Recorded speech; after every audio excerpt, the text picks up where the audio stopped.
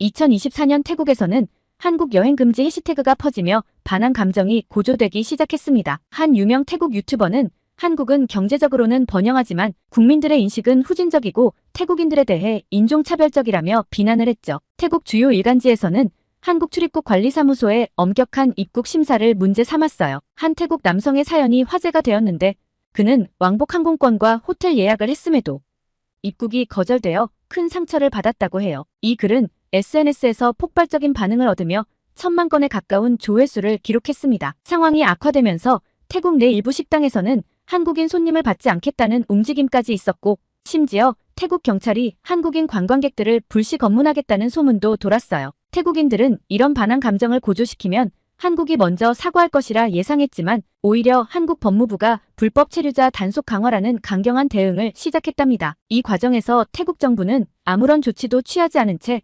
방관적인 태도를 보였죠. 결국 이 사태는 양국 관계를 심각하게 악화시키는 계기가 되었습니다. 태국의 오만한 태도가 부메랑이 되어 돌아왔는데요. 여기 그 부메랑에 직격탄을 맞은 태국인 중 한 명의 사연이 있습니다. 도대체 무슨 생각을 가지고 저지른 일인지 사연 바로 들으러 가보시죠. 구독, 좋아요 꾹 눌러주세요.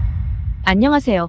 저는 방콕의 출라롱콘 대학교에서 경제학을 공부하는 나타폰입니다. 2024년 우리 태국은 그 어느 때보다 활기찼어요. 외국인 투자가 끊임없이 들어오고 방콕의 거리는 세계 각국의 관광객들로 북적였죠. 제가 경제학과 3학년이 된 이때는 우리나라가 더 이상 개발도상국이 아닌 새로운 아시아의 강국으로 부상하던 시기였습니다. 아버지는 태국 관광청의 고위 공무원으로 오랫동안 일하셨어요. 어린 시절 아버지를 따라 서울에 간 적이 있었는데 그때 본 한국의 발전상은 정말 인상적이었습니다. 깨끗한 거리, 체계적인 대중교통, 그리고 곳곳에 있는 첨단 기술들. 그때는 한국이 정말 부러웠죠. 하지만 대학에 들어와서 많은 것이 달라졌어요. 특히 중국 유학생들과의 교류가 제 생각을 많이 바꿔놓았습니다. 경제학과에는 베이징과 상하이에서 온 학생들이 많았는데 그들의 시각은 제가 알던 것과 달랐어요. 나타폰, 넌 아직도 한국을 그렇게 대단하다고 생각하는 거야? 어느 날 중국 유학생 리밍이 던진 질문이었죠. 우리는 학교 카페테리아에서 점심을 먹으며 아시아 경제에 대해 이야기를 나누고 있었습니다. 한국이 과거에 세운 업적은 인정하지만 이제는 달라졌어. 봐봐. 반도체 시장에서도 우리가 빠르게 추격하고 있잖아. 왕웨이가 자신의 태블릿을 보여주며 끼어들었어요. 여기 봐. TSMC의 기술력이 곧 우리 것이 될 거야. 어차피 대만은 중국의 일부니까. 삼성, 그들도 이제 우리의 기술력을 두려워하고 있다고. 저는 순간 의아했어요. TSMC를 마치 자기 것인 양 이야기하는 그들의 태도가 조금 불편했지만 차마 그 말은 꺼내지 못했죠. 대신 TSMC는 대만 기업 아닌가요? 라고 조심스레 물었어요. 나타폰, 넌 아직도 몰라. 대만은 우리의 일부 성일 뿐이야. 그들의 기술은 곧 우리의 기술이라고. 리밍의 목소리에는 자부심이 가득했습니다. 맞아. 이제 태국도 중국과 더 긴밀하게 협력해야 할 때야. 한국은 이제 과거의 영광일 뿐이야. 봐봐. 중국의 투자 규모가 얼마나 큰지. 우리가 태국 경제를 이끌어갈 거야. 실제로 통계를 보면 그들의 말이 맞았어요. 중국의 태국 투자 규모는 매년 폭발적으로 증가하고 있었고 방콕의 스카이라인은 중국 기업들이 세운 고층 빌딩들로 바뀌어가고 있었습니다. 게다가 봐봐. 한국 관광객들이 태국에서 얼마나 쓰는지 알아? 리밍이 자신의 노트북을 보여주며 말했습니다. 중국 관광객 한 명당 소비액이 한국 관광객보다 2배 이상 높아. 이게 현실이야. 이런 대화들이 쌓여갈수록 저의 한국에 대한 시각도 변해갔어요. 특히 인상적이었던 것은 통탄 총리의 발언이었죠. 우리 태국은 더 이상 특정 국가에 의존하지 않습니다. 우리는 이제 동남아시아의 새로운 경제 강국으로 도약할 것입니다. 이 발언은 대학가에서 큰 호응을 얻었습니다. 경제학과 학생들 사이에서는 이 발언을 분석하는 것이 일종의 유행이 되었죠. 이제 우리도 선진국이 된다. 더 이상 한국의 도움은 필요 없다는 이야기들이 캠퍼스에 가득했어요. 블랙핑크의 리사를 좋아하던 제가 이런 생각을 하게 될 줄은 몰랐어요. 하지만 경제학도로서 보면 숫자는 분명했습니다. 2024년 태국의 외국인 직접 투자는 역대 최고치를 기록했고 그중 대부분은 중국 자본이었죠. 어느 날 저녁 아버지와 대화를 나누던 중 흥미로운 이야기를 들었습니다. 나타폰, 너도 이제 경제를 공부하니 알겠지만 숫자만이 전부는 아니란다. 과거 한국이 우리 태국의 발전에 얼마나 기여했는지 아니? 하지만 아버지, 시대가 바뀌었잖아요. 이제 우리는 다른 파트너가 필요해요. 내가 그렇게 생각하는 것도 이해는 된다만 경제는 단순한 숫자 이상의 것이란다. 신뢰, 기술 이전, 문화적 교류, 이런 것들도 중요하지. 하지만 저는 아버지의 말씀에 크게 공감하지 못했어요. 제 눈앞에 보이는 현실은 달랐으니까요. 중국 관광객들은 고급 백화점과 호텔을 가득 메우고 중국 기업들은 방콕 곳곳에 새로운 빌딩을 세우고 있었습니다. 대학 경제학과 교수님들도 비슷한 견해를 보이셨죠. 태국은 이제 새로운 경제 질서의 중심이 될 것입니다. 더 이상 과거의 협력 관계에 얽매일 필요가 없어요. 그러던 어느 날 아버지가 퇴직하신다는 소식을 들었습니다. 30년 넘게 관광청에서 일하시다가 정년 퇴직을 하시는 거였죠. 퇴직을 앞두고 아버지께서 하신 말씀이 지금도 기억에 남습니다. 나타포나, 요즘 정부가 너무 오만해졌다. 관광이든 투자든 다양성이 중요한 건데 한쪽으로만 치우치는 게 걱정이구나. 특히 한국 기업들이 우리 태국에 가져온 기술과 노하우는 결코 가볍게 볼 게 아니야. 그때는 아버지의 우려가 과하다고 생각했어요. 하지만 이제 와서 돌이켜보면 그때가 우리의 오만이 정점에 달한 순간이었는지도 모르겠습니다. 특히 중국인들이 한국인들을 무시하는 태도를 보면서 저도 모르게 그들의 시각을 받아들이고 있었던 것 같아요. 한국 관광객들의 소비 규모가 중국에 비해 작다는 통계를 보며 은근히 그들을 무시하는 마음도 생겼었죠. 한국 관광객들은 길거리 음식이나 먹고 저렴한 숙소만 찾는다는 리밍의 말이 제 머릿속에 깊이 박혔던 것 같습니다. 우리는 그저 숫자만 보고 있었을 뿐 그 이면에 있는 가치들은 보지 못했어요. 지금 생각해보면 부끄러운 일이지만 그때 저는 태국의 경제적 성장이 영원할 것이라고 믿었습니다. 하지만 곧 모든 것이 달라지기 시작했죠. 그리고 그 변화의 시작은 삼성 공장에서 일어난 파업 소식이었습니다. 그렇게 중국 유학생들과의 대화는 제 생각을 많이 바꿔놓았어요. 하지만 정작 모든 것이 달라지기 시작한 건 삼성전자 방콕 공장 파업 소식을 접하면서부터였습니다. 그날도 평소처럼 경제학과 동아리실에서 신문을 읽고 있었어요. 삼성전자 방콕 공장 노조 파업으로 가동 중단이라는 헤드라인이 눈에 들어왔죠. 월급 12만 바트 한화 약 500만 원을 요구한다는 기사 내용을 보며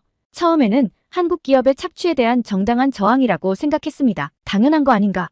우리도 이제 선진국 수준의 임금을 받아야지. 동아리 선배들과 이야기를 나누던 중 퐁삭이라는 친구가 제 옆자리에 앉았어요. 평소에는 조용한 편이었는데 그날은 유독 이 주제에 관심이 많아 보였죠. 나타폰, 너 이 파업에 대해 어떻게 생각해? 퐁삭의 질문에 저는 당연하다는 듯이 대답했습니다. 노동자들의 정당한 요구 아닌가요? 태국도 이제 충분히 발전했으니까요. 그때 퐁삭의 표정이 미묘하게 변했어요. 무언가 말하고 싶어 하는 것 같았지만 주변의 다른 학생들 때문인지 망설이는 듯했죠. 나중에 커피 한잔 할래? 그날 저녁 캠퍼스 근처 카페에서 퐁삭은 충격적인 이야기를 들려주었습니다. 이 파업, 순수한 노조 활동이 아니야. 정부 고위층에서 의도적으로 계획한 거라고. 처음에는 음모론이라고 생각했어요. 하지만 퐁삭은 구체적인 정황들을 설명하기 시작했습니다. 실제 노동자들은 10% 임금 인상을 요구했어. 그런데 갑자기 누군가가 12만 바트를 요구하자고 선동했다고 해. 말이 되지 않잖아. 우리나라에서 도대체 누가 월급을 12만 바트나 받으면서 일을 해? 퐁삭의 말은 계속됐어요. 정부는 한국 기업들을 몰아내고 중국 자본을 유치하려는 계획을 세웠어. 이 파업은 그 계획의 일부야. 저는 여전히 반신반의했습니다. 하지만 그날 밤 집으로 돌아가는 길에 우연히 퐁삭의 진짜 정체를 알게 되었죠. 학교 앞 레스토랑에서 퐁삭이 아버지로 보이는 중년 남성과 이야기하는 모습을 보았어요. 호기심에 인터넷 검색을 해보니 그의 아버지는 태국 최대 반도체 부품 회사의 주요 임원진 중 부사장님이었습니다. 회사 홈페이지 임원 소개에서 사진과 이름을 보고 알 수 있었죠. 태국 모 반도체 기업 이사장, 3억 바트 대학 기부금으로 입학한 아들 출라롱콘, 대학 재학 중 이런 기사도 찾을 수 있었어요. 다음 날 퐁삭을 다시 만났을 때 저는 조심스럽게 물었습니다. 내 아버지가 서밋 일렉트로닉스 부사장님이야? 퐁삭은 잠시 침묵했다가 고개를 끄덕였어요. 그래서 더 잘 알아. 우리 회사가 삼성의 주요 협력사였거든. 하지만 이번 일로 모든 게 끝날 것 같아. 퐁삭은 더 충격적인 이야기를 들려주었습니다. 정부 고위층에서 한국 기업들을 압박하기 위해 의도적으로 노조를 선동했다는 거예요. 심지어 일부 노조 간부들에게 뒷돈까지 건네졌다고 합니다. 나타폰. 이건 단순한 노사 갈등이 아니야. 정부가 의도적으로 한국 기업들을 몰아내려는 거라고. 퐁삭의 말은 계속됐어요. 중국에서 엄청난 투자를 약속받았대. 대신 한국 기업들이 떠나야 한다는 조건이었지. 이 파업은 그 계획의 시작일 뿐이야. 저는 충격에 빠졌습니다. 얼마 전까지 중국 유학생들과 이야기하며 한국을 무시했던 제 모습이 부끄러워졌어요. 우리가 얼마나 근시안적인 생각을 하고 있었는지 깨달았죠. 그런데 왜 이걸 나한테 말해주는 거야? 퐁삭은 잠시 생각하더니 대답했습니다. 진실을 아는 사람이 필요하니까. 나 혼자서는 답답해 미치겠어서. 그날 이후로 저는 이 사건의 진실을 파헤치기 시작했어요. 경제학도로서 그리고 태국의 미래를 걱정하는 한 사람으로서 이 상황을 그냥 넘길 수 없었거든요. 특히 충격적이었던 건 정부가 이미 중국 기업들과 비밀리에 투자 계약을 체결했다는 사실이었습니다. 한국 기업들이 떠난 자리를 중국 기업들이 채우기로 한 거죠. 하지만 그들은 한 가지를 간과했어요. 기술력은 쉽게 대체될 수 없다는 사실을. 그리고 곧 이 오만한 판단이 얼마나 큰 재앙을 불러올지 아무도 예상하지 못했습니다. 퐁삭의 말을 들은 후 저는 며칠 동안 잠을 이루지 못했어요. 특히 파업 현장 근처에 살고 있는 사촌의 이야기가 자꾸 생각났습니다. 나타폰, 이상해. 노동자들 대부분은 현재 처우에 크게 불만이 없었거든. 그런데 갑자기 누군가가 나타나서 분위기를 격앙시키기 시작했어. 사촌의 말을 들으니 퐁삭이 들려준 이야기가 더욱 신빙성 있게 들리더군요. 저는 직접 파업 현장을 방문해보기로 했습니다. 경제학도로서 현장의 목소리를 듣고 싶었거든요. 공장 앞에서 만난 노동자들의 이야기는 충격적이었어요. 사실 우리도 이 요구가 터무니없다는 걸 알아요. 하지만 위에서 자꾸 압박이 들어와서 한 중년 노동자는 눈물을 글썽이며 말했습니다. 20년 넘게 이 공장에서 일했어요. 삼성은 정말 좋은 회사였어요. 다른 공장에 비해 임금도 높고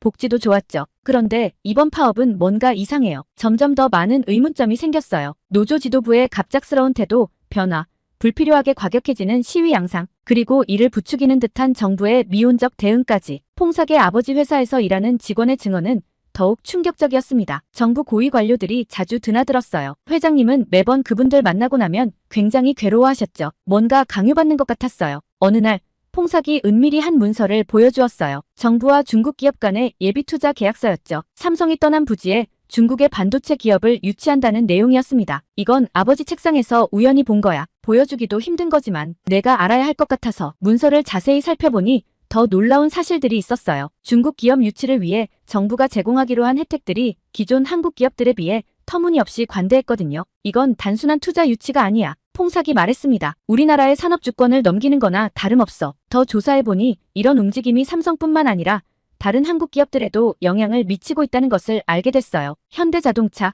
LG전자, SK하이닉스 모두 비슷한 압박을 받고 있었죠. 특히 충격적이었던 건 정부가 한국 기업들에 대한 부정적인 여론을 의도적으로 조성하고 있다는 사실이었어요. SNS에서 퍼지는 반항 감정의 상당수가 조직적으로 만들어진 것이었죠. 나타폰, 우리가 뭔가 해야 하지 않을까?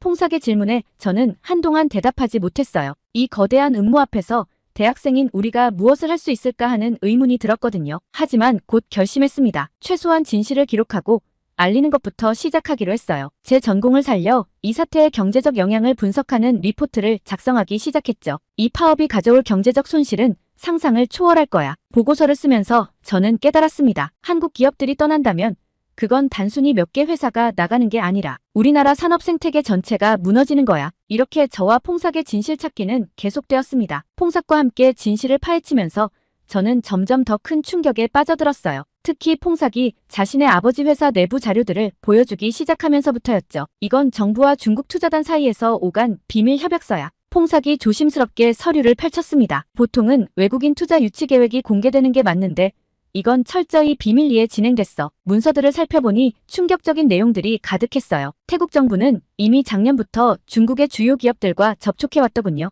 특히 반도체와 전자제품 분야의 대규모 투자를 약속받았다고 해요. 투자 금액만 보면 정말 어마어마했습니다. 한국 기업들 투자액의 3배가 넘는 규모였죠. 하지만 계약서의 세부 조항들을 자세히 보면서 제 등골이 오싹해졌어요. 중국 측은 투자의 전제 조건으로 몇 가지 요구사항을 제시했는데 그중 핵심은 경쟁 기업들의 완전한 철수였습니다. 특히 한국 기업들을 명시적으로 거론하고 있었죠. 여기 봐. 퐁삭이 손가락으로 가리킨 부분에는 더 충격적인 내용이 있었어요. 중국 기업들은 태국 내 기존 부품 제조사들의 기술 정보 공유도 요구하고 있어. 이건 사실상 기술 탈취나 다름없는 거야. 증거는 여기서 그치지 않았습니다. 정부 내부 문서에는 한국 기업 퇴출 로드맵이라는 제목의 문서도 있었어요. 여기에는 단계별 계획이 상세히 적혀 있었습니다. 1단계 반항 감정 조성 SNS 및 언론 활용, 2단계 노조 파업 유도, 3단계 정부 규제 강화, 4단계 중국 기업 유치. 그럼 지금의 반항 감정도 그래, 모두 계획된 거야. 정부가 언론과 소셜미디어를 통해 의도적으로 조성하고 있어. 실제로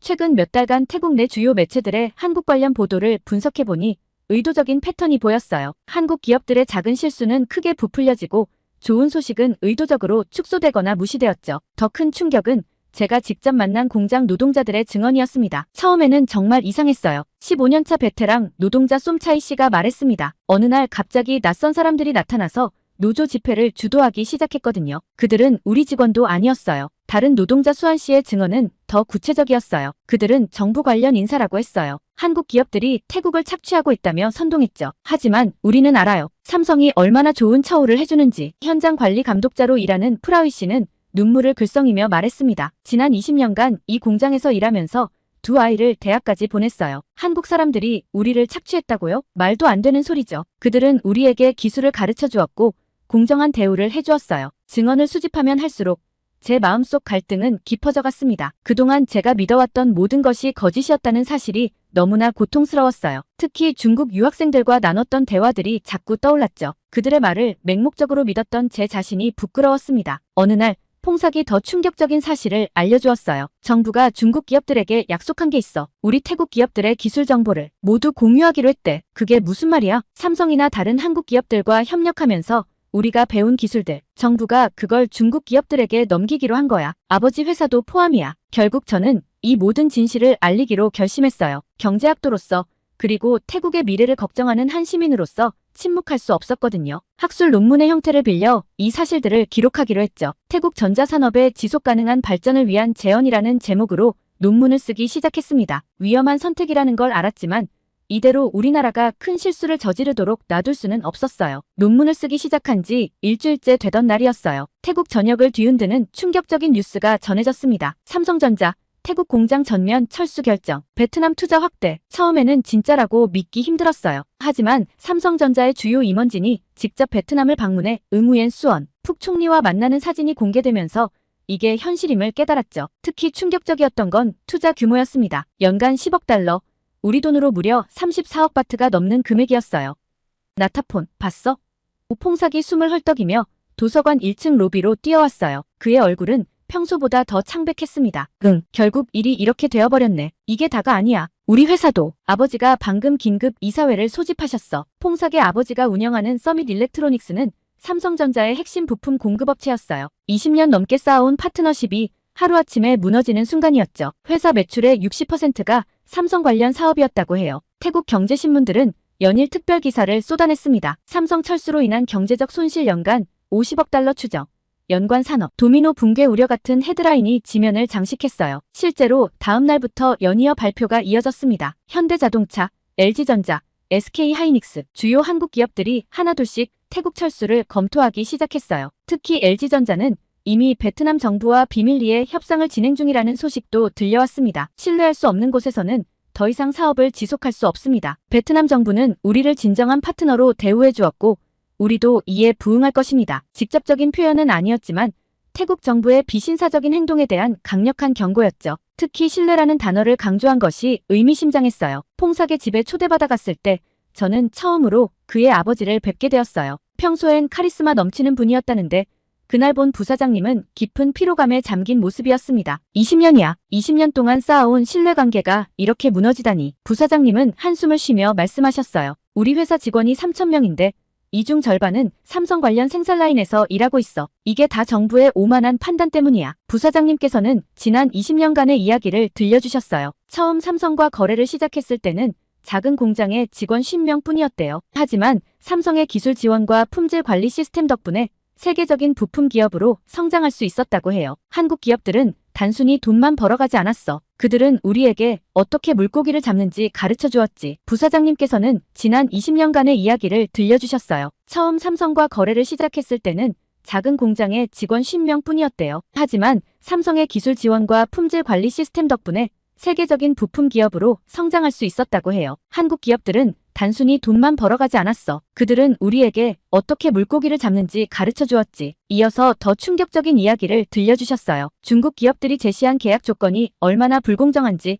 그리고 그들이 요구하는 기술 이전의 수준이 얼마나 터무니없는지에 대해서요. 그들은 우리가 20년간 쌓아온 노하우를 공짜로 달라고 해. 하지만 난 절대 그럴 수 없어. 이건 우리의 자산이고 한국 파트너들과 함께 발전시켜온 소중한 기술이니까. 서밋 일렉트로닉스의 베트남 이전 결정은 태국 재계에 또 다른 충격을 주었어요. 최대 부품업체가 베트남 이전을 결정했다는 것은 태국 전자산업 생태계의 붕괴가 시작되었다는 신호나 다름없었으니까요. 이 모든 상황을 지켜보면서 저는 논문에 새로운 관점을 담기 시작했어요. 단순한 경제적 수치나 투자 금액을 넘어서 기업 생태계와 신뢰의 가치에 대해 깊이 있게 다루기로 했죠. 제가 분석한 바에 따르면 삼성전자의 철수로 인한 직접적인 경제적 손실은 연간 50억 달러. 하지만 연관 산업의 붕괴까지 고려하면 그 피해액은 200억 달러를 넘을 것으로 예상됐어요. 결국 우리의 오만함이 이 모든 것을 망쳐버린 거네요. 논문 결론을 쓰면서 퐁삭에게 말했어요. 그래. 하지만 아직 늦지 않았어. 우리가 이 실수를 인정하고 배우는 것부터 시작하면 돼. 하지만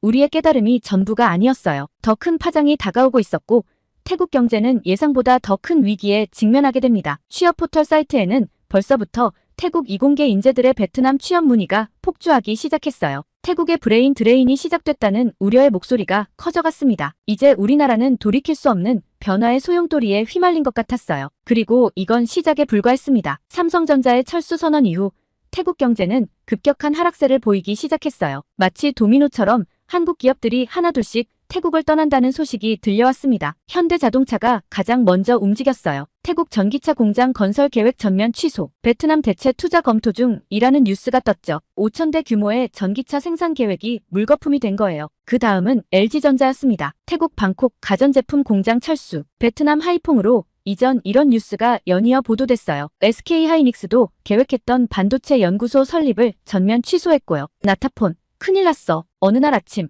퐁삭이 급하게 전화를 걸어왔어요. 무디스가 태국의 국가신용등급을 BAA1에서 BAA2로 하향 조정했대.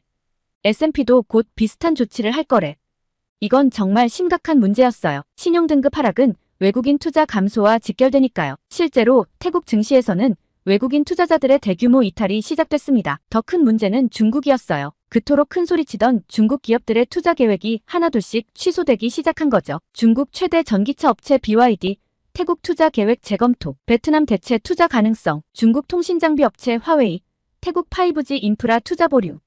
이런 뉴스들이 연이어 보도되었어요. 우리가 한국을 버리고 선택한 중국이 정작 위기의 순간에는 등을 돌린 겁니다. 대학 캠퍼스의 분위기도 완전히 바뀌었어요. 얼마 전까지만 해도 이제 우리는 선진국이라며 들떠있던 학생들이 이제는 불안과 후회의 목소리를 내기 시작했죠. 취업은 어떻게 하지? 한국 기업들 떠나면 우리 일자리는 베트남으로 유학 갈까? 특히 충격적이었던 건 그동안 한국을 무시하며 중국을 추종하던 중국인 유학생들의 태도 변화였어요. 나 다음 학기부터 잠깐 베트남으로 교환학생 가려고 했어. 타이밍이 참 기가 막히던 와중 정말 이들이 중국에서 유학을 온 중국인들은 맞는지 대학생은 맞는지 어디서부터 의심을 해야 할지 혼란스러워졌습니다. 그들에 대해 아무것도 믿을 수 없는 지경에 이르렀죠. 어디서부터 이들에게 우리는 속고 있었던 걸까요? 리밍이 어느 날 조용히 말했습니다. 그동안 태국의 발전을 자랑스러워하던 그의 모습은 온데간데 없었죠. 태국 바트와 가치는 계속해서 추락했고 주식시장은 연일 하한가를 기록했어요. 특히 전자,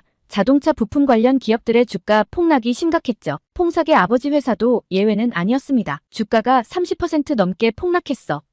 퐁삭이 한숨을 쉬며 말했어요. 직원들 대부분이 베트남 이전에 동의했대. 여기 남아있어봤자 미래가 없다고. 정부는 대책 마련에 고심했지만 이미 엎질러진 물을 담을 수는 없었어요. 통탄 총리의 지지율은 20%대로 떨어졌고 대규모 시위를 우려한 경찰이 거리마다 배치되었습니다. 우리 학과 교수님들의 태도도 달라졌어요. 특히 얼마 전까지만 해도 한국 의존도를 낮춰야 한다고 주장하던 찬타위 교수님의 변화가 극적이었죠. 우리는 실수를 했다. 교수님이 강의 중에 말씀하셨어요. 경제 발전이란 단순히 투자 금액의 크기가 아닌 신뢰와 파트너십의 문제라는 걸 잊었던 거야. 이번 학기 과제로 제출한 제 소논문은 예상치 못한 주목을 받기 시작했어요. 태국 경제의 구조적 취약성과 해결 방안이라는 제목으로 수정된 이 논문은 여러 교수님들께 회람되었고 심지어 일부 정부 관계자들의 눈에도 띄었다고 해요. 하지만 이미 늦었다는 생각이 들었습니다. 태국 경제는 돌이킬 수 없는 나락으로 떨어지고 있었고 우리의 오만한 판단이 얼마나 큰 대가를 치르게 될지 깨달을 수 있었어요. 경제 위기가 깊어지면서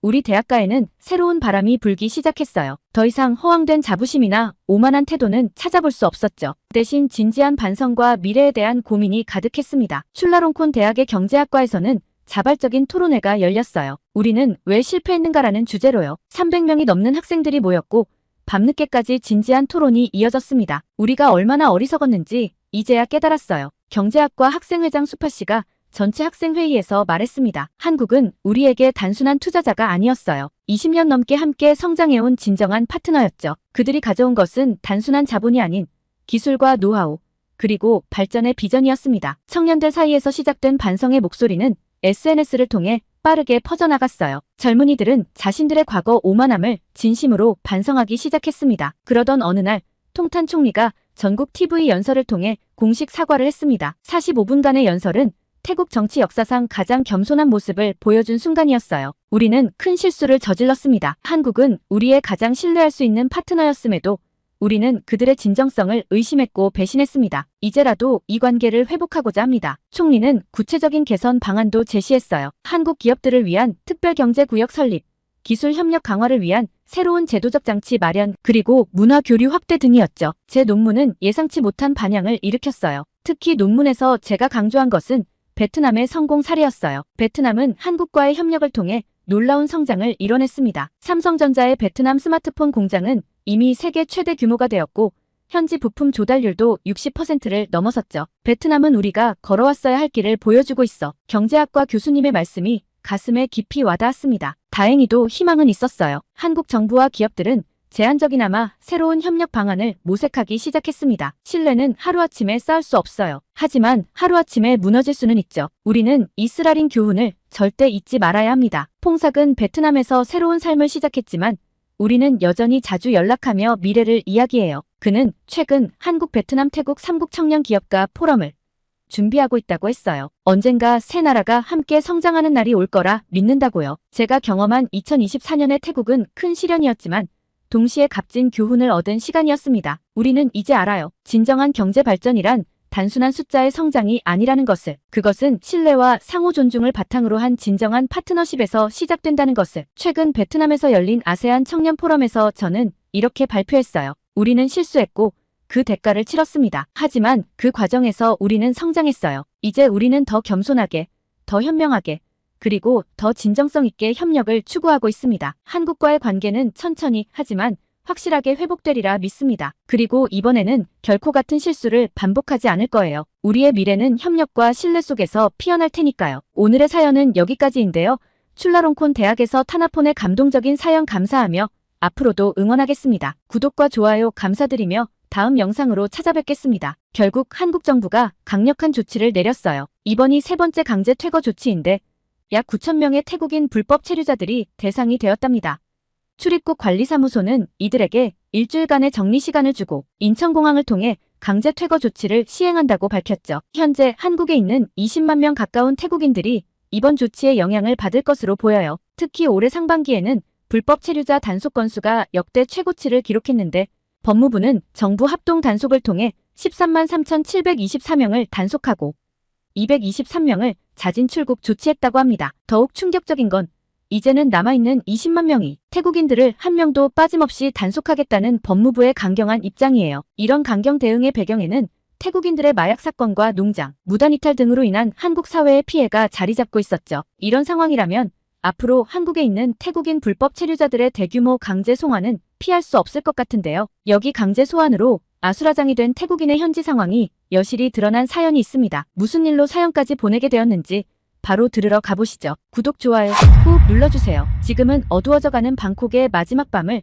제 사무실에서 바라보고 있습니다. 아속 지역의 높은 빌딩 숲 사이로 보이는 야경은 분명 아름답지만 오늘따라 왠지 모르게 쓸쓸하게 느껴지네요. 안녕하세요. 저는 방콕의 럭셔리 여행사 로열 트래블에서 VIP 담당자로 일하고 있는 나리사입니다. 제 나이 28살, 아직 젊지만 방콕에서 손꼽히는 한국 여행 전문가라는 평가를 받고 있죠. 수쿰 윗거리에 위치한 저희 회사는 방콕의 상류층만을 위한 프리미엄 여행을 제공하는 곳이에요. 이야기를 시작하기 전에 제 어린 시절을 잠깐 말씀드리고 싶습니다. 저는 방콕 외곽의 작은 마을에서 농부의 딸로 태어났어요. 어릴 적 저희 집은 정말 가난했답니다. 아버지는 쌀 농사를 지으셨는데 날씨가 좋지 않으면 수확도 시원찮았죠. 어머니는 새벽부터 저녁까지 이웃집 막노동을 하시며 저와 동생들의 학비를 마련하셨어요. 사촌 동생 파이와 저는 같은 마을에서 자랐습니다. 파이의 부모님도 농사를 지으셨기에 저희는 마치 친자매처럼 지냈죠. 학교가 끝나면 항상 같이 숙제를 하고 주말이면 시장에 가서 얼음 과자를 하나 사서 나눠 먹곤 했답니다. 한국에서 파는 아이스크림이 아니라 말 그대로 얼음에다가 설탕을 살짝 섞은 것이랍니다. 아침이면 제가 파이를 깨우러 가곤 했답니다. 파이야 학교 가자 하고 부르면 항상 늦잠을 자던 파이가 허둥지둥 일어나서 제 뒤를 쫓아오곤 했죠. 학교 가는 길에는 낡은 자전거 한 대를 둘이서 타고 다녔어요. 제가 앞에서 페달을 밟으면 파이는 뒤에 앉아서 저를 꼭 붙잡고 있었죠. 비가 오는 날이면 둘이서 한 우산을 쓰고 흙탕물이 튀지 않게 조심조심 걸어가기도 했답니다. 점심시간이면 저희는 도시락을 나눠 먹었어요. 저희 어머니가 만들어주신 팟타이와 파인의 어머니가 싸주신 고수 반찬을 함께 먹었죠. 지금 생각해보면 그때가 가장 행복했던 것 같아요. 아무것도 가진 게 없었지만 서로를 의지하며 살았으니까요. 주말이면 저희는 마을 뒷산에 올라가 야생 열매를 따먹곤 했어요. 때로는 개울가에서 물장구를 치며 놀기도 했죠. 특히 기억에 남는 건 저희가 만든 비밀 기지예요. 마을 끝자락에 오래된 창고 뒤편에 저희만의 공간을 만들었는데 거기서 둘이서 미래의 꿈을 이야기하곤 했답니다. 언니, 나중에 크면 부자가 돼서 엄마 아빠 고생 안 시킬 거야. 파이가 항상 하던 말이었어요. 저는 그때 파이의 등을 두드리며 그래, 우리 꼭 그렇게 되자라고 약속했었죠. 하지만 그 약속이 이렇게 아픈 현실이 될 줄은 몰랐답니다. 중학교에 들어가면서 저는 한국 문화에 빠져들기 시작했고 파이는 학교를 그만두고 방콕 시내의 식당에서 일하기 시작했어요. 그때부터 저희의 길이 조금씩 달라지기 시작했나 봅니다. 저는 한국어를 배우며 더 나은 미래를 꿈꿨고 파이는 하루하루 버티며 살아가는 법을 배웠죠. 그때는 이렇게 서로 다른 길을 걷게 될 줄 몰랐어요. 그런 제 인생의 전환점은 고등학교 2학년 때였어요. 우연히 접한 한국 드라마 겨울연가에 완전히 매료되었거든요. 남자 주인공의 다정한 모습, 여자 주인공의 당당함, 그리고 무엇보다 드라마 속에 등장하는 한국의 깔끔하고 세련된 거리들이 너무나 인상적이었습니다. 특히 첫눈이 내리는 남이섬의 아름다운 풍경은 제 마음속에 깊이 각인되었죠. 그때부터 저는 한국어 공부를 시작했어요. 학교 다녀와서 밤늦게까지 유튜브로 한국어 강의를 들었죠. 한국 드라마는 자막 없이 보려고 노력했고 K-팝 가사를 하나하나 받아 적으며 발음을 따라했답니다.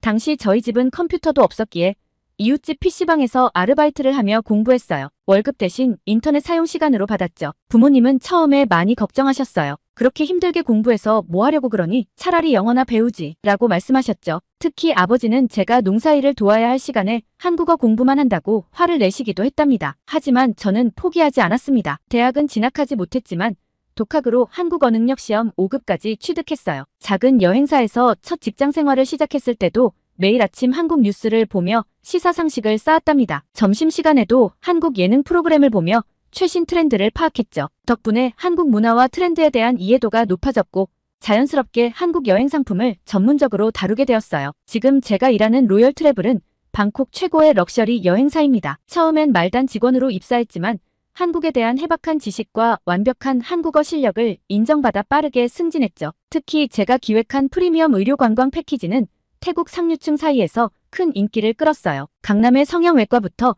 청담동의 명품 쇼핑, 미슐랭 스타 레스토랑 예약까지 모든 것을 완벽하게 코디네이팅 해드렸거든요. VIP 고객들은 저를 한국 전문가라고 부르며 신뢰해 주셨어요. 태국의 유명 정치인부터 재벌 2세들까지 모두 저를 통해서만 한국 여행을 예약하셨죠. 특급 호텔 스위트룸, 전용 수행기사, 미슐랭 레스토랑, VIP룸까지 저는 그들에게 최고의 한국을 보여주기 위해 늘 최선을 다했답니다. 그런데 오늘 저의 모든 것이 무너져 내리는 것 같은 소식을 듣게 됐습니다. 제가 신청한 한국 비자가 거절된 거예요. 지난 5년간 수십 번도 더 한국을 드나들었는데 이런 일은 처음이었죠. 더구나 이번 주말에는 태국의 유명 재벌 가족의 서울 투어가 예정되어 있었는데 모든 게 물거품이 되어버렸어요. 하지만 이것보다 더 큰 충격이 기다리고 있었습니다. 밤늦게 걸려온 어머니의 전화였어요. 제 사촌 동생 파이가 한국에서 불법 체류 중에 검거되었다는 소식이었죠. 파이는 6개월 전 관광비자로 한국에 갔었는데 그곳에서 일자리를 구해 불법으로 체류하고 있었던 거예요. 한국에 대한 동경은 저와 같았지만 그 아이는 저와는 다른 선택을 했던 거죠. 지금 이 순간에도 방콕의 고층 빌딩이 내려다 보이는 제 사무실 창가에 서서 마지막 불빛이 꺼져가는 도시를 바라보고 있습니다. 사무실 창밖을 바라보며 어린 시절 파이와 함께 꾸었던 꿈들이 떠오릅니다. 우리는 각자 다른 방식으로 가난에서 벗어나려 했지만 결국 저만 성공의 길을 걸었네요. 파이가 한국에 가겠다고 했을 때 제가 좀 더 적극적으로 말렸어야 했나 봅니다. 불법 체류의 위험성을 더 강하게 경고했어야 했는데 하지만 그때의 저는 파이의 선택을 막을 만한 용기가 없었어요. 한쪽에선 한국 비자 거절 통지서가, 다른 한쪽에선 파이의 검거 소식이 저를 무겁게 누르고 있네요. 이제 저는 어떤 선택을 해야 할까요? 파이의 소식을 들은 후 저는 바로 대체 여행지를 물색해야만 했습니다. VIP 고객들의 한국 여행이 모두 취소되었기 때문이죠. 마침 태국 관광청에서 중국 상하이를 새로운 프리미엄 여행지로 적극 홍보하고 있었어요. 한국보다 더 좋은 서비스, 더 화려한 도시라는 슬로건으로요. 저는 반신반의하는 마음으로 상하이행 비행기에 올랐습니다. 솔직히 말씀드리면 한국을 대체할 만한 곳이 있을 거라고는 생각하지 않았어요. 지난 5년간 제가 경험한 한국은 그야말로 완벽했거든요. 특히 작년 겨울 마지막으로 다녀온 서울에서의 기억이 너무나 선명합니다. 인천공항에 도착했을 때부터 느껴지는 깔끔함과 정돈된 분위기, 친절한 입국 심사관의 미소까지 공항철도를 타고 서울로 향하는 동안에도 질서정연하게 줄을 서서 기다리는 시민들의 모습이 인상적이었죠. 서울에서의 일주일은 마치 꿈 같았어요. 제가 모시던 VIP 고객을 위해 예약한 리츠칼튼 호텔의 완벽한 서비스는 두말할 것도 없고 청담동 거리를 걸을 때마다 느껴지던 세련된 분위기, 미슐랭 스타 레스토랑의 정갈한 한식 코스, 모든 것이 수준이 달랐답니다. 특히 기억에 남는 건 강남의 한 성형외과였어요. VIP 고객의 상담을 위해 동행했던 곳인데 병원이라고 믿기 힘들 정도로 럭셔리한 인테리어에 깜짝 놀랐죠. 더 놀라웠던 건 직원들의 서비스 마인드였어요. 의사 선생님부터 간호사, 데스크 직원까지 모두가 완벽한 매뉴얼대로 움직이는 것 같았답니다. 밤거리를 걸을 때면 늘 안전하다는 느낌이 들었어요. 늦은 시간에도 여성들이 혼자 걸어 다닐 수 있고 길거리가 깨끗하게 정돈되어 있었죠. 한 번은 실수로 택시에 지갑을 두고 내렸는데 기사님이 직접 호텔까지 가져다 주시기도 했답니다. 하지만 지금 제가 보고 있는 상하이의 모습은 너무나 다르네요. 푸동공항에 도착하자마자 느껴진 건 정신없이 밀치고 들어가는 사람들이었어요. 공항 직원들은 불친절했고 택시 승강장은 질서라고는 찾아볼 수 없었죠. 특급 호텔로 유명하다는 아만 상하이에 체크인하는 과정에서부터 충격을 받았습니다. 호텔 로비에서 한 중국인 가족이 아이의 용변을 바닥에서 해결하는 걸 목격했거든요. 더 놀라웠던 건 호텔 직원들의 반응이었어요. 마치 일상적인 일인 것처럼 담담하게 청소부를 부르더라고요. 와이탄 근처의 미슐랭 스타 레스토랑에서 저녁 식사를 하는데 옆 테이블의 손님들이 요리를 SNS에 올리겠다며 이리저리 들고 다니다가 그만 바닥에 떨어뜨렸어요. 하지만 사과는커녕 웃으면서 다시 가져다 주세요. 사진 못 찍었어요. 라고 요구하더군요. IFC몰의 명품관에서 목격한 광경은 더욱 충격적이었습니다. 샤넬 매장에서 한 고객이 클래식백을 바닥에 던지면서 이 정도로는 상품성이 떨어지지 않나 보죠? 라고 말하는 걸 보고 할 말을 잃었어요. 서울 청담동에서 본 품격 있는 쇼핑 문화가 그리워지더군요. 102층 조식당에서 마주한 광경은 정말 입에 담기도 민망할 정도였습니다. 어떤 아이가 테이블에 토사물을 흘렸는데 부모는 발로 의자 밑으로 밀어버리고는 계속해서 식사를 하더라고요. 서울에서 경험했던 격조 있는 식사 예절이 떠오르는 순간이었죠. 지금 제 호텔방 창밖으로 보이는 상하이의 야경은 분명 화려합니다. 하지만 그 화려함 속에는 어딘가 비어있는 듯한 공허한 느낌이 가득해요. 자연스레 떠오르는 건 명동의 밤거리죠. 질서정연하게 줄 서서 기다리는 사람들, 깔끔하게 정돈된 거리, 친절한 상인들의 모습이 선명하게 그려집니다. 이제 저는 알 것 같아요. 왜 그토록 많은 사람들이 한국을 선호하는지, 그리고 제 동생 파이를 포함한 많은 태국 청년들이 한국으로 가고 싶어 하는지를. 겉으로 보이는 화려함이 아닌 그 속에 담긴 진정한 품격의 차이였던 거예요. 창밖을 바라보며 생각합니다. 어떻게 하면 파이를 도울 수 있을지, 그리고 어떻게 하면 다시 한국으로 갈 수 있을지. 하지만 지금 이 순간 가장 그리운 건 한국의 그 따뜻했던 미소들이에요. 상하이에서 방콕으로 돌아오는 비행기 안에서 저는 꿈만 같았던 한국에서의 추억을 되새기고 있었어요. 하지만 수완나품 국제공항에 도착하자마자 저는 전혀 다른 현실과 마주하게 됐습니다. 공항은 아수라장이었어요. 한국에서 강제 추방된 태국인들이 대거 입국하면서 입국장은 발 디딜 틈도 없었죠. 13만 명이라는 어마어마한 숫자의 불법 체류자들이 한꺼번에 돌아오면서 공항 직원들도 당황한 기색이 역력했답니다. 입국장 한켠에서는 울음바다가 펼쳐지고 있었어요. 강제 추방된 청년들과 그들을 맞이하러 온 가족들이 부둥켜 안고 우는 모습이 계속 이어졌죠. 한국에서 돈 좀 벌어오려고 했는데 라며 흐느끼는 한 청년의 모습이 특히 가슴 아팠어요. 저는 공항에서 우연히 제가 다니는 절의 주지 스님을 만났습니다. 스님은 귀국하는 불법 체류자들을 위한 임시 거처를 마련하고 계셨어요. 나리사야. 이 사람들 대부분이 갈 곳이 없다네. 고향에 있는 가족들한테는 차마 얼굴을 들지 못하겠다고들 하고. 그 말씀을 듣는 순간 파이가 걱정되기 시작했어요. 파이도 곧 이들처럼 강제 추방되어 돌아올 텐데 과연 어떤 모습일까 생각하니 마음이 무거워졌답니다. 다음날 출근길에 본 방콕의 거리는 더욱 충격적이었어요. 시암광장 앞에서는 귀국한 불법 체류자들이 대규모 시위를 벌이고 있었죠. 우리에게 일자리를. 한국은 우리의 꿈을 앗아갔다.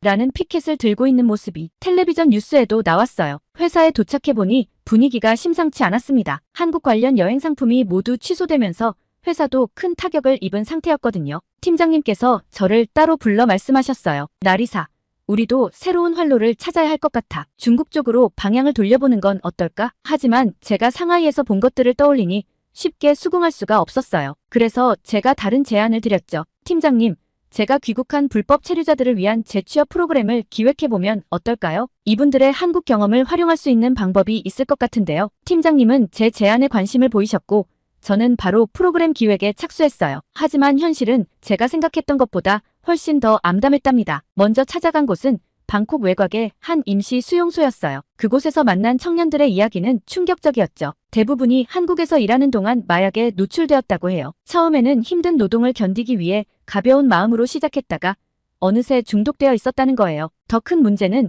이들 중 상당수가 이미 범죄 조직과 연루되어 있다는 사실이었어요. 마약 판매, 불법 도박, 심지어 성매매 알선까지. 한국에서의 불법 체류 생활이 그들을 범죄의 길로 내몬 거죠. 람카맹 지역의 한 절에서 만난 20대 청년의 고백이 특히 기억에 남아요. 처음엔 정말 열심히 일하려고 갔어요. 농장에서 일하면서 돈도 꽤 모았죠. 그런데 어느 날 같이 일하던 형이 마약을 권하더라고요. 일도 훨씬 수월해지고 돈도 더 많이 벌 수 있다고. 그게 시작이었어요. 이런 이야기들을 들으면서 저는 파이가 더욱 걱정되기 시작했어요. 파이도 이런 유혹에 노출되어 있진 않았을까? 혹시 이미 돌이킬 수 없는 상황에 처한 건 아닐까? 방콕 시내의 한 카페에 앉아 프로그램 기획안을 쓰면서 저는 눈물을 참을 수가 없었어요. 제가 그토록 사랑했던 한국에서 제 동포들이 이렇게 방황하고 있었다니. 한국의 발전된 모습만 보여주기 바빴던 제가 부끄러워지는 순간이었죠. 카페 창밖으로는 한때 한국에서 일했던 청년들이 몰려다니는 모습이 보였어요. 대부분 한국에서 배운 거친 말투를 쓰며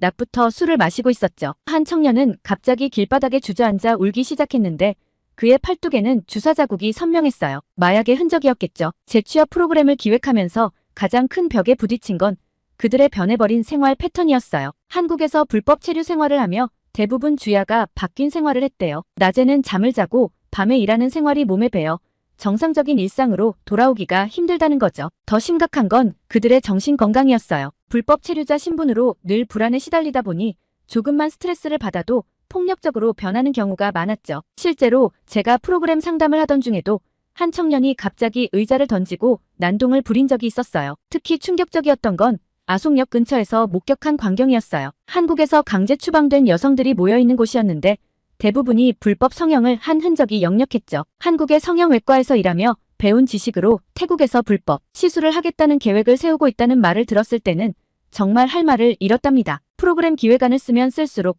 현실의 높은 벽에 좌절감을 느꼈어요. 마약 중독 재활에 드는 비용은 감당하기 어려운 수준이었고 그들의 범죄 이력은 정상적인 취업의 걸림돌이 되었죠. 더구나 대부분이 한국에서 번 돈을 모두 탕진한 상태라 당장의 생계가 막막한 상황이었어요. 어제는 한 청년이 제게 와서 이렇게 말하더군요. 한국에서는 최소한 하루 일하면 하루 먹고 살 돈은 벌었는데 여기서는 그마저도 안 돼요. 차라리 다시 불법으로라도 한국에 가고 싶어요. 이런 말을 들을 때마다 가슴이 미어져요. 창밖으로는 여전히 시위대의 외침이 들려오고 뉴스에서는 계속해서 불법 체류자 문제를 다루고 있어요. 방콕의 거리는 혼돈 속에 빠져 있지만 이 문제에 대한 해답을 찾기가 너무나 어렵네요. 불법 체류의 대가가 이렇게 가혹할 줄은 몰랐어요. 이제 저는 매일 밤 파이의 소식을 기다리며 잠들어요. 부디 파이만큼은 이들처럼 되지 않기를 간절히 기도하면서요. 어두운 방콕의 거리를 바라보며 프로그램 기획안을 수정하고 있을 때였어요. 갑자기 걸려온 어머니의 전화는 저의 모든 것을 멈추게 했습니다. 나리사, 파이한테 편지가 왔어. 어머니의 목소리가 떨렸어요. 평소 강인하셨던 어머니의 목소리가 이렇게 흔들리는 건 처음이었죠. 다음 날 아침 일찍 고향집을 찾았습니다. 어머니는 이미 밭에 나가시고 아버지는 낡은 식탁 위에 놓인 편지를 말없이 가리키셨어요. 파란색 항공우편 봉투, 발신인은 한국 땡땡 구치소였습니다. 손이 떨려서 편지를 여는데도 한참이 걸렸어요. 언니에게 미안해요. 정말 미안해요. 처음엔 정말 열심히 살았어요. 경기도의 한 딸기 농장에서 일했는데 월급도 제때 받고 사장님도 잘해주셨죠. 하지만 3개월 후 월급이 통장에 들어올 때마다 브로커 비용을 내야 했어요. 처음 한국에 올 때 들었던 비용의 2배를 갚아야 한다고 하더라고요. 편지를 읽는 내내 눈물이 멈추지 않았어요. 파이는 브로커 비용을 갚기 위해 더 많은 돈이 필요했고 그러다 알게 된 언니를 따라 서울로 갔다고 해요. 그곳에서 그녀는 쉽게 돈 버는 방법을 배웠다고 했죠. 처음에는 그저 작은 봉투를 전달하는 일이었어요. 한 번 배달할 때마다 50만 원. 너무 쉬운 돈이었죠. 나중에야 알았어요. 제가 배달하던 게 필폰이었다는 걸. 편지는 계속되었어요. 파이는 점점 더 큰 거래에 연루되었고 결국 경찰에 체포되었다고 했습니다. 더 충격적인 건 이런 일이 결코 특별한 경우가 아니라는 거예요. 같은 교도소에만 해도 비슷한 처지의 태국 여성들이 20명도 넘는다고 했죠. 언니, 여기 있는 언니들 대부분이 저처럼 농장이나 공장에서 시작했어요. 하지만 결국은 다들 이렇게 됐죠. 돈이 너무 쉽게 들어오니까. 이게 마약이라는 걸 알면서도 눈을 감았어요. 매일 밤 양심의 가책을 느끼면서도 돈 때문에, 빚 때문에 저는 바로 한국 대사관으로 향했어요. 파이를 도울 방법이 있을 거라 믿었거든요. 하지만 대사관에서 들은 이야기는 더 큰 충격이었답니다. 작년에만 마약 사범으로 체포된 태국인이 1000명이 넘습니다. 대부분이 불법 체류자이고 이들 중 80%가 20대 여성이에요. 조직적으로 이루어지는 범죄라 개인적인 선처는 어렵습니다. 담당자는 차갑게 말을 이었어요. 게다가 최근에는 이들이 한국에서 배운 수법으로 태국에서도 마약 조직을 꾸리는 사례가 늘고 있어요. 한국 정부 입장에서는 더욱 강경하게 대처할 수밖에 없는 상황입니다. 대사관을 나오면서 우연히 만난 한 여성의 이야기는 더욱 가슴 아팠어요. 그녀의 동생도 파이처럼 마약 조직에 연루되어 있었는데 체포되기 전에 극단적인 선택을 했다고 해요. 빚 독촉과 양심의 가책을 이기지 못한 거죠. 우리 동생은 20살이었어요. 한국에 가기 전에는 절에서 자원봉사도 하고 웃음이 너무 예쁜 아이였는데 집으로 돌아오는 길 택시 안에서 파이의 어린 시절을 떠올렸어요. 마을 뒷산에서 꽃을 따며 놀던 모습, 장래 꿈을 이야기하며 키득거리던 순간들. 그때의 순수한 미소는 어디로 간 걸까요? 사무실로 돌아와 보니 책상 위에는 아까 작성하던 재취업 프로그램 기획안이 놓여 있었어요. 하지만 지금은 그 어떤 프로그램도 의미 없게 느껴졌죠. 내 동생도 구하지 못하는데 어떻게 다른 이들을 도울 수 있을까요? 창밖으로는 해가 저물고 있었어요. 방콕의 화려한 고층 빌딩들이 하나둘 불을 밝히기 시작했죠. 겉으로는 아름답지만 그 빛나는 불빛 아래에서 얼마나 많은 젊은이들이 파이처럼 잘못된 선택을 하고 있을까요? 파이의 사건 이후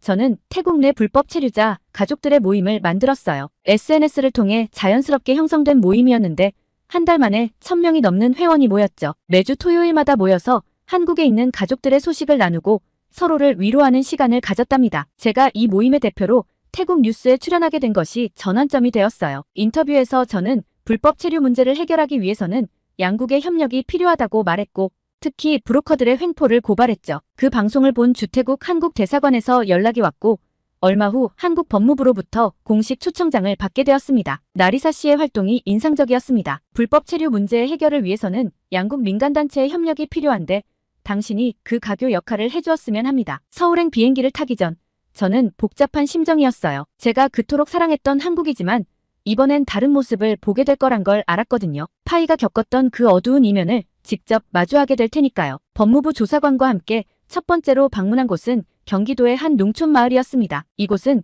최근 태국인 불법 체류자들의 집단 이탈 사건이 있었던 곳이에요. 처음에는 정말 좋은 노동자들이었어요. 부지런하고 성실했죠. 하지만 어느 날 갑자기 사라져버렸어요. 알고 보니 서울 근교 공장에서 더 많은 급여를 제시했다더군요. 농장주의 말씀을 들으며 저는 파이의 편지 내용을 떠올렸어요. 그녀도 이렇게 시작했었죠. 더 많은 돈을 위해 농장을 떠났다가 결국 마약 조직에 연루되었던 거예요. 다음으로 방문한 곳은 서울 외곽의 공단이었어요. 그곳에서는 충격적인 광경을 목격했습니다. 불법 체류자들이 좁은 컨테이너에서 10명씩 생활하고 있었고 무허가 주류를 제조해 판매하고 있었죠. 이들이 만든 밀주로 인한 식중독 사고가 한 달에 한 번꼴로 발생하고 있습니다. 하지만 단속하면 또 다른 곳으로 옮겨가죠. 법무부 조사관의 설명을 들으며 저는 이 문제의 심각성을 실감했어요. 이것은 단순히 불법 체류 문제가 아닌 국민 건강과 직결된 문제였던 거죠. 특히 충격적이었던 건 서울 도심의 불법 마사지업소 단속 현장이었어요. 저희가 도착했을 때 마침 경찰이 단속을 하고 있었는데 그곳에서 저는 파이의 친구를 만났습니다. 고향에서 간호학교를 다니다 그만둔 아이였는데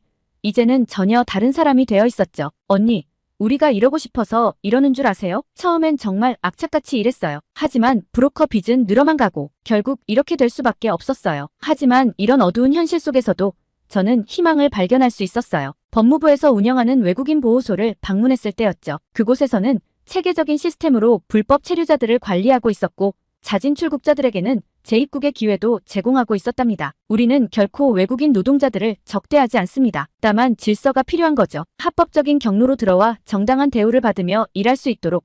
그것이 우리의 목표입니다. 법무부 관계자의 이 말이 제 마음에 깊이 와닿았어요. 한국의 단호한 대응이 때로는 가혹해 보일 수 있지만 이것이 오히려 양국 모두를 위한 길일 수 있겠다는 생각이 들었죠. 마지막 날 법무부 회의실에서 한국 측 관계자들과 긴 대화를 나눴습니다. 그들은 제가 운영하는 가족 모임에 많은 관심을 보였고 이를 통해 양국 간 가교 역할을 해줄 것을 제안했어요. 불법 체류 문제는 단순히 단속과 추방만으로는 해결할 수 없습니다. 예방이 중요하죠. 나리사 씨가 태국에서 진실을 알리는 목소리가 되어주셨으면 합니다. 서울을 떠나기 전 저는 파이가 일했던 딸기 농장을 다시 한번 찾았어요. 그곳에서 새로 일하기 시작한 캄보디아 노동자들을 만났는데 이들은 모두 합법적인 절차를 통해 입국한 이들이었죠. 밝은 표정으로 일하는 그들을 보며 저는 다시 한번 희망을 느꼈습니다. 이제 저는 알 것 같아요. 왜 한국이 이토록 단호할 수밖에 없는지를. 그리고 그것이 결국은 우리 모두를 위한 길이라는 것도요. 방콕으로 돌아가는 비행기 안에서 저는 앞으로 해야 할 일들을 정리하기 시작했습니다. 이제는 제가 할 일이 더욱 분명해졌으니까요. 방콕으로 돌아온 첫날,